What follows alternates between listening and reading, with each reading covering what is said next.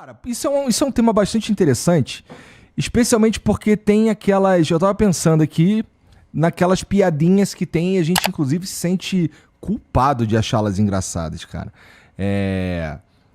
O humor, ele é um pra cada pessoa. É correto afirmar uma parada assim? Então, vamos lá. Eu acho que não. Eu acho que, na verdade, são poucas teorias, poucas linhas que explicam a totalidade da percepção da graça. A gente tem que separar duas coisas. Quais são as estratégias de construção narrativa do humor? Afinal, existe uma ciência. Os caras do stand-up estudam stand-up, né? Nem todos, mas sim. Hoje em dia a maioria, porque isso aí corta um caminho tremendo. Mas do outro lado tem a questão de o que torna as coisas engraçadas para as pessoas individualmente consideradas. Nesse caso, a gente tem assim, um histórico de teorias, inclusive. A primeira teoria, que ela é anterior, inclusive, ao próprio, enfim, à era cristã, é a teoria da superioridade. Uma teoria que se tornou famosa no Ocidente com Hobbes. E, basicamente, o que ela diz é que a graça vem da percepção de que o nosso lugar, ou eventualmente o lugar de uma outra pessoa, é assimetricamente superior. E isso daí faz a gente se sentir bem. Então, por exemplo... Mas eu preciso de um exemplo. Por exemplo, pensa num humorista, tipo de piada assim, super comum, a piada autodepreciativa. Tá. Por que a piada autodepreciativa é engraçada? Por que você ri? Segundo essa teoria, você ri pelo senso de superioridade que ela provoca em você. Pensa em piada de português. Veja, as pessoas assumem que as piadas de portugueses são piadas da colônia. Não faz sentido. Na colônia, nós éramos o assunto da graça. São piadas originadas a partir da metade do século XIX, com a imigração portuguesa. E esses portugueses que vieram para cá, vieram para trabalhar. Então, tem um senso de superioridade desses brasileiros que estavam aqui, muitos deles descendentes de portugueses, que criavam piadas tirando o sarro da ingenuidade, eventualmente da burrice, etc. e tal, dessas pessoas, produzindo a graça a partir de um senso de superioridade. Tem um inverso disso também. Como é que isso deixa de ser engraçado para as pessoas, cara? É quando a gente começa a colocar uns filtros morais nas coisas e elas deixam de ser engraçadas? Sim. O grande seletor da coisa... Pensa, por exemplo, que a gente está falando de um teto solar. O negócio que, assim, realmente escurece a sala é o filtro moral. Mas eu já chego lá. Tá. Então, assim, a primeira linha é essa, é a linha clássica. Qual que é o problema com essa linha? Por que dizer que a graça emerge do senso de assimetria de poder ou qualquer outro tipo de assimetria é insuficiente? Porque muitas vezes as coisas são engraçadas naquilo que simplesmente emerge espontaneamente e instantaneamente. Não dá tempo de você processar uma coisa que tenha esse nível de informação que está relacionado, por exemplo, à percepção de assimetria. Então, por exemplo, imagina uma pessoa que vai lá, solta aquele pão gigante assim, numa sala que você está, sabe assim, e tipo, fica aquela situação hilária. E aí você quer segurar, aí você chora de rir. Entendeu? Não é por um senso de superioridade. Você não está se sentindo superior à pessoa porque ela soltou uma bufa. Não é isso, entendeu? É outra história. Pensa, por exemplo, as 1000 situações em que você ri da vida. Você simplesmente acha alguma coisa hilária na vida. A propósito, a gente tende a achar que a graça emerge principalmente nas relações sociais. Isso está errado. A maior parte das vezes que as pessoas acham alguma coisa engraçada, elas acham quando elas estão sozinhas. Isso acontece milhares de vezes ao longo das semanas, dos meses, só que às vezes essa graça não tem intensidade suficiente para produzir o riso, que é independente da graça. Mas o senso de que alguma coisa é um pouco engraçado surge ali. Mas enfim, fecha esse parênteses e olha só. Então, nessa perspectiva de olhar mais amplamente as coisas que produzem a graça, a gente vê que a teoria da superioridade ela é limitada. Isso não explica a totalidade. Não explica a totalidade. Isso levou o Freud a criar uma teoria, que é uma teoria psicanalítica do humor, da graça, a partir da qual ele diz o seguinte: imagina que nós temos um reservatório energético, nós temos um quantum energético. Imagina que você vai processar uma ideia. Conforme você processa essa ideia, você vai gastando sua energia mental naquilo. que acontece quando a sua ideia, pá, ela se resolve de maneira muito rápida. Sobe a energia. E essa energia se manifesta em você. E ela se manifesta através do riso, que é o comportamento associado à graça. Então, por exemplo, você está ouvindo uma história. De repente ela chega numa gag. O momento da gag é um momento que te surpreende. Ele nunca é um final de uma história, numa continuidade linear. Ele faz tchuc, você fala, tipo, tem um insight, tem uma sacada. Sempre assim. E essa sacada faz você rir. Por que você ri? Porque ela libera uma energia. Mas isso tem a ver com humor toda vez? Porque, ó, Então, esse que é o ponto. porque assim, eu penso que acontece comigo, quando um troço é fácil de ser resolvido e tal, e sai um sorriso, uma risada, alguma reação nesse sentido, mas é uma sensação de alívio, na verdade. Exatamente. A ideia, a teoria freudiana associa muito fortemente a graça, o senso da graça com o alívio. Faz sentido. Então, e isso é verdade em alguns casos. Quer um exemplo? Toda vez que... Você pode ver, uma estratégia clássica em stand-up é um humorista brincar com a plateia. Invariavelmente, a pessoa que é zoada no bom sentido, é lógico que ela tá participando, ela é convidada a participar, ri. Por que ela ri? Porque uma energia transborda, é quase como se ela risse de nervoso.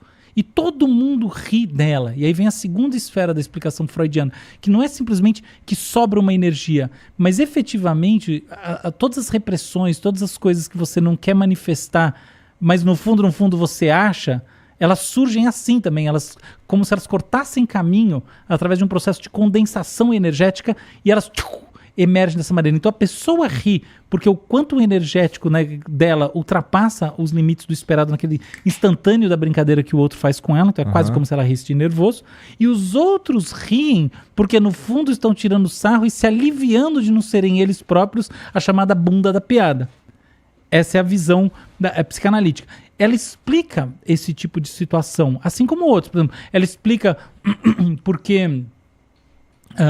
pensa, piadas sexuais, entendeu? Toda a ideia de por que tem gente que acha hilário piada com gay, coisa assim. Tem uma repressão de fundo, né? Eu não quero dizer que todo mundo, mas em muitos casos isso aí é famoso, isso inclusive é mapeado experimentalmente. Então os caras botaram sensores no pênis dos caras, então, que gostam desse tipo de piada e tem uma maior resposta. Então, um estudo assim, muito interessante que saiu na Psychological Science. Mas que loucura. É curioso, né?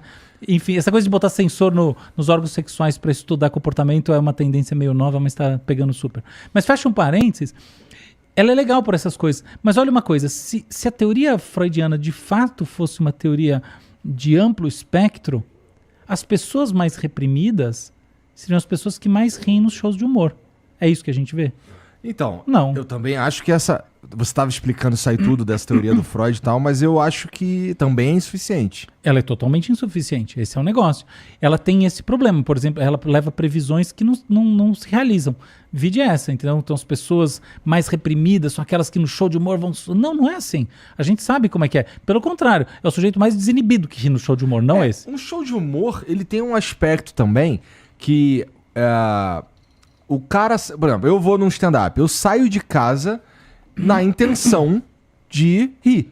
Saio de casa na intenção de rir pra ir quando eu vou num show de stand-up. Então, eu chego lá e assim, talvez o que o cara tá falando ele nem é tão engraçado, mas a técnica que ele entrega aquilo ali, eu sei o momento que eu tenho que rir, né? Então por isso que eu tô te falando, você sabe que tem uma ciência ali naquela porra, que ele entrega a piada de um jeito que eu, condicionado a rir que estou, rirei.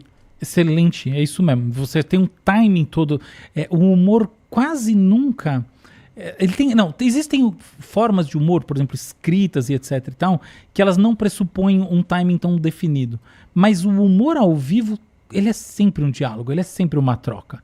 E é muito uma troca nesse sentido que você está falando. Agora, olha só, você está puxando a coisa para o lado do humorista. E é o lado mais tradicionalmente explorado. As pessoas pensam sempre por esse lado. Uhum. Eu acho que a questão misteriosa, vamos dizer, misteriosa até certo ponto e até certo momento, que começa a vir à tona e do ponto de vista da recepção, Qual é o... Onde tá... O que aciona o botão da graça nas pessoas? Então, mas isso que eu tô te falando. Eu já saí de casa querendo rir. Certo, mas isso aí baixa o seu limiar pra rir. É. Mas por que umas falas vão soar engraçadas pra você e outras não? Entendeu? Uma das razões é porque em algumas você identifica assimetrias desse tipo. Então, quando o humorista faz alguma coisa autodepreciativa e você sente que aquele autodepreciativo te coloca numa posição de prazer, você ri. Outra é porque algumas coisas mexem levam a você processos cognitivos mesmo. Você está processando informações, sobra uma energia. Você acha engraçadinho, entendeu? Porque sobra aquele, você toma quase um susto, você acha legal quase, entendeu? Tá no limite entre o divertido e o engraçado, que são duas coisas distintas. E aí tem o terceiro tipo. O problema desses dois tipos é que tem exceções, como eu falei aqui, mas não só. Tem um outro problema. Se a gente parar para ver, essas duas maneiras de descrever o que torna as coisas engraçadas, elas envolvem elementos gerais da experiência do humor nas pessoas. Um elemento geral, ou seja, que vale independentemente do conteúdo, é a assimetria. Um elemento geral é a experiência de que sobrou uma energia em você. Porque assim, você esperava que a história fosse longe, de repente ela acabou. Isso não fala nada sobre as coisas engraçadas em si.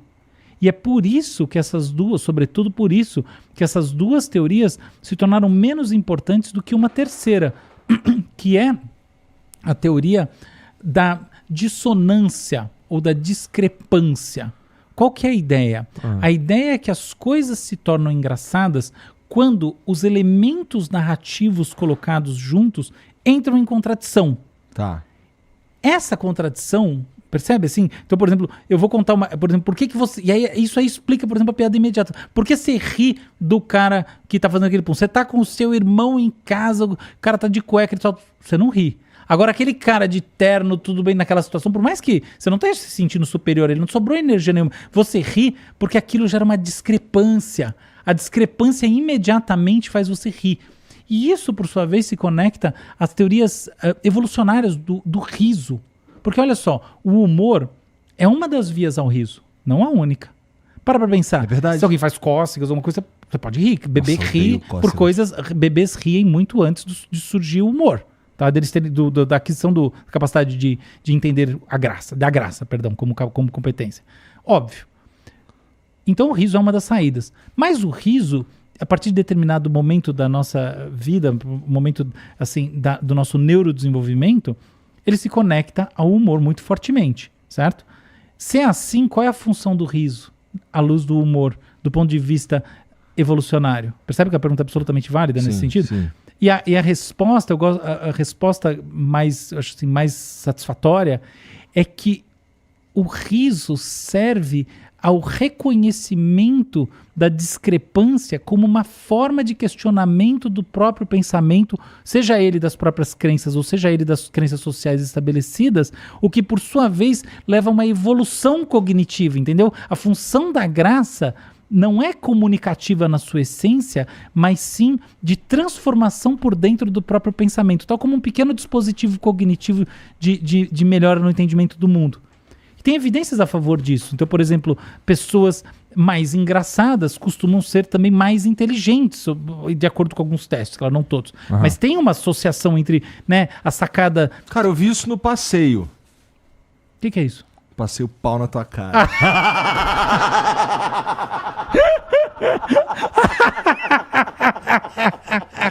Caralho, até escureceu aqui, 13 anos e um programa.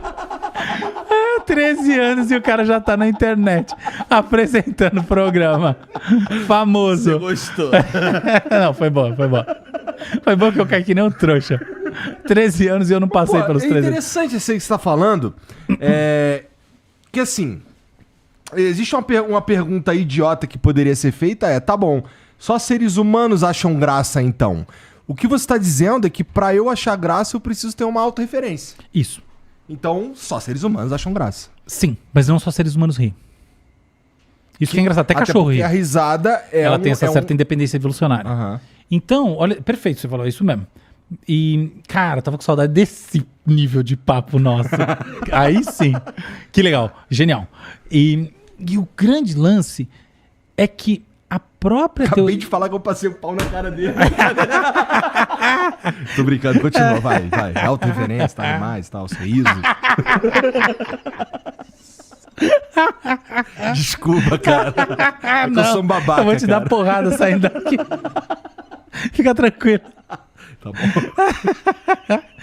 Então, a própria teoria da discrepância também tem as suas falhas. Esse é um negócio. Sabe por quê? Porque justamente ela não explica um ponto que você trouxe. Que é, porque o filtro... Você trouxe, eu arrematei de uma outra maneira, mas é o lance do filtro moral. Por que o filtro moral impacta a nossa percepção da graça? Percebe? Mas não impacta de verdade. Porque assim, ele vai, na minha opinião... É claro que o cientista é você. Mas na minha opinião, o cara... eu tenho noção, por exemplo, que...